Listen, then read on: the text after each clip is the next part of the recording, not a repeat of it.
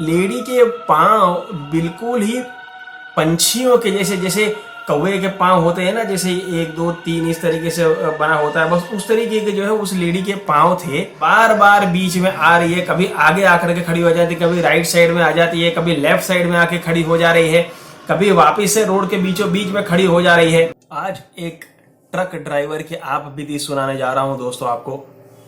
वैसे देखने के लिए जाएं तो ये बहुत ही ज्यादा ही डरावनी और खौफनाक सिचुएशन में पड़ गया था ये ड्राइवर, और किस तरीके से उन्होंने अपनी जान बचाई ये जानने जैसी चीज है।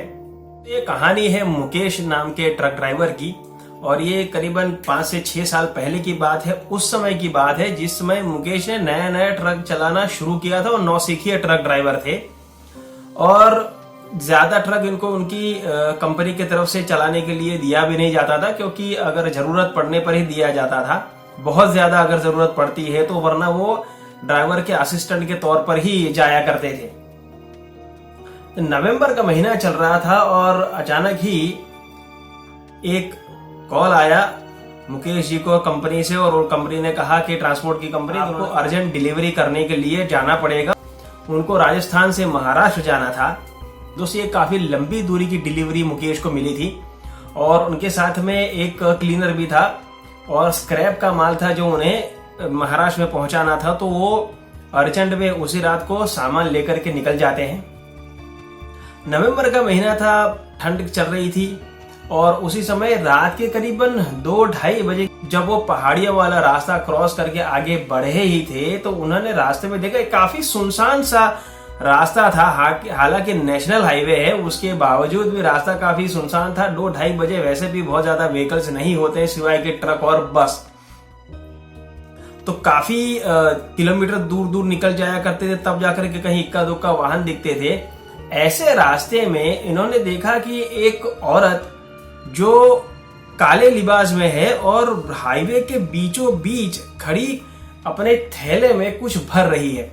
अब सबसे पहली चीज तो ये आती है कि रोड पे क्या गिरा होगा हाईवे में जिसको वो थैले में बिनेगी, और हाईवे पर रोड 2-2:30 बजे कोई औरत क्या करेगी।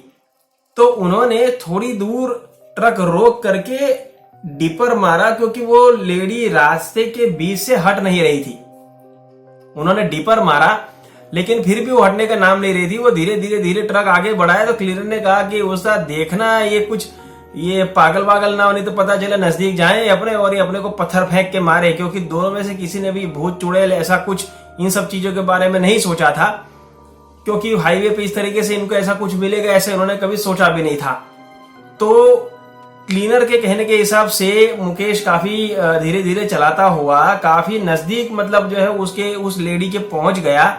लेकिन जब नजदीक पहुंचा तो क्लीनर ने कहा कि वो थोड़ा सा डर गया, उसको पसीना जैसा छूट गया, और उसने उस्ताद से कहा मुकेश से कि आपने देखा। तो मुकेश ने कहा कि क्या देखा भाई। तो उसने कहा कि आपने इसके पांव नहीं देखे, आप पांव नहीं देखे आपने इसके। वो एकदम से डरा हुआ था। तो मुकेश ने कहा कि तुरंत मुकेश ने डिपर किया देखने के लिए कि क्या बोल रहा है। तो जब मुकेश ने डिपर किया तो मुकेश की नजर उनके पांव पे गई।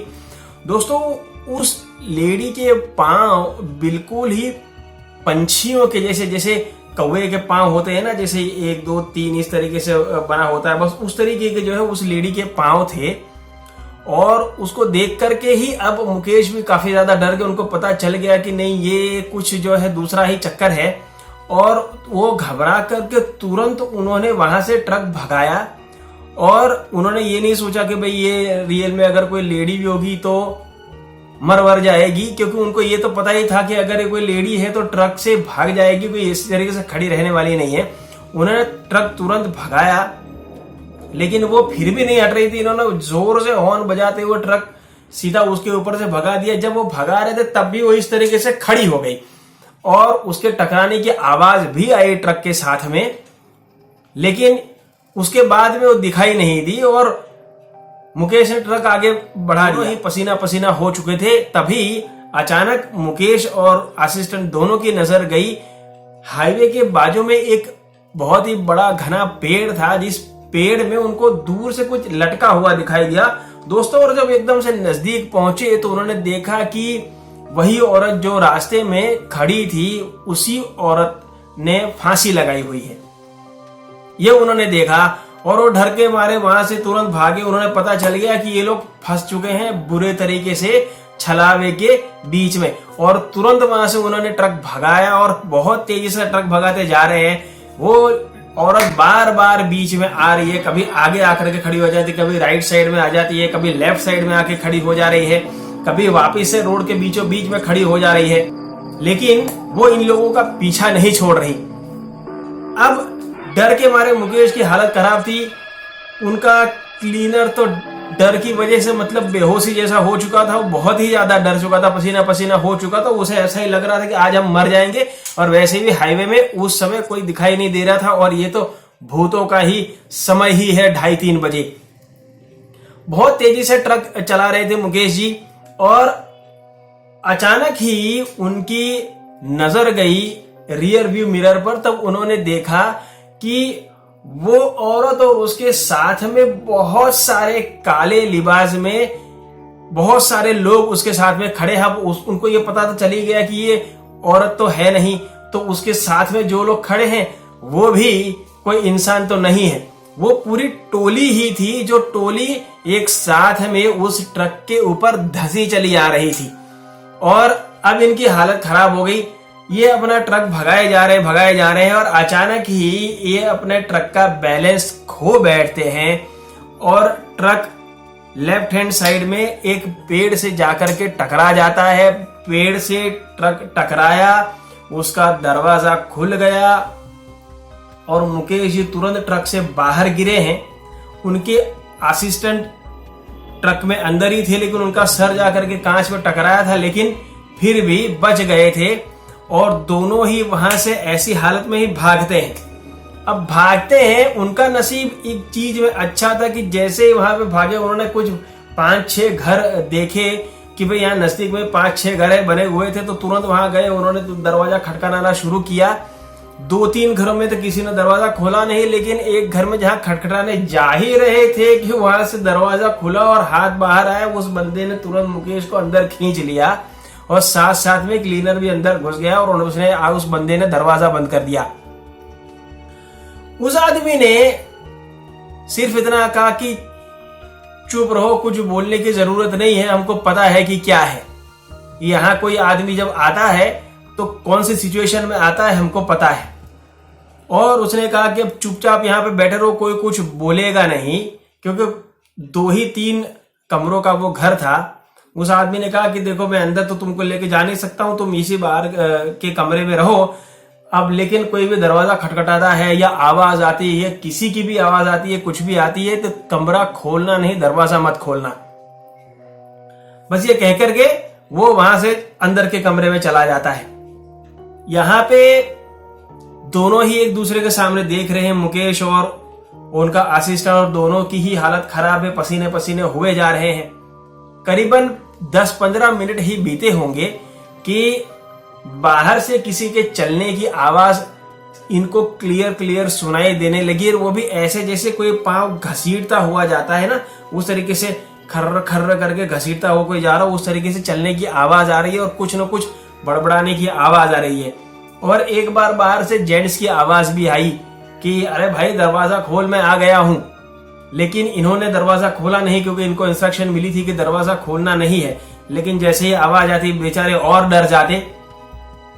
समय बीतता गया, करीबन सुबह के 6 बज गए। वो आदमी अंदर से आया और उसने कहा कि दोनों को चाय दी, कहा कि चाय पियो और यहां से तुरंत ही निकल जाओ, क्योंकि ये चीज यहाँ पे आए दिन होती रहती है। ये एक छलावों की टोली है, ये चुड़ैलों की टोली है, जो इसी तरीके से हाईवे पे कभी कभार अपना शिकार किसी न किसी ट्रक ड्राइवर को या अकेले कार में जाने वाले लोगों को अपना शिकार बनाती है। आपका नसीब अच्छा था, आप बच गए। दोबारा इस रास्ते से अगर आप निकलते हैं तो आपका इंतजार तो यहाँ पे जरूर होगा, तो हो सके तो दिन के समय ही यहां से निकलिएगा। दोस्तों उसके बाद में मुकेश ने अपने सामान की डिलीवरी तो की, लेकिन वास्तव में उसके बाद में उन्होंने उस जगह से दिन के ही समय में वापिस से ट्रैवल किया और वहां से कई बार वो गुजरे हैं, लेकिन उन्होंने हमेशा वहां से दिन में ही गुजरना पसंद किया है। दोस्तों, हाईवे के ऊपर इस तरीके से अकेले छलावे के हमले से बच जाना वास्तव में एक बहुत बड़े नसीब का ही काम होता है, क्योंकि अगर छलावा के चक्कर में आप पड़ गए तो आपका मरना तय ही है। मुकेश का वो दिन अच्छा था, मुकेश के घर वालों का वो दिन अच्छा था कि जिसकी वजह से वो उस दिन बच गए और उसके बाद में उन्होंने हमेशा सेफ्टी के तौर पर ही हर जगह पे जाने का पसंद किया और रात की ड्राइविंग उन्होंने ज्यादातर अवॉइड ही की है उसके बाद में। और दोस्तों, आपके पास में भी अगर ऐसी कोई कहानी है तो मुझे जरूर मेरे ईमेल पर भेजिए। मेरा ईमेल डिस्क्रिप्शन बॉक्स में दिया हुआ है। आहट गनवानी के चैनल पर भूतिया कहानियों का सिलसिला चलता रहेगा। मिलते हैं अगले वीडियो में, तब तक के लिए धन्यवाद।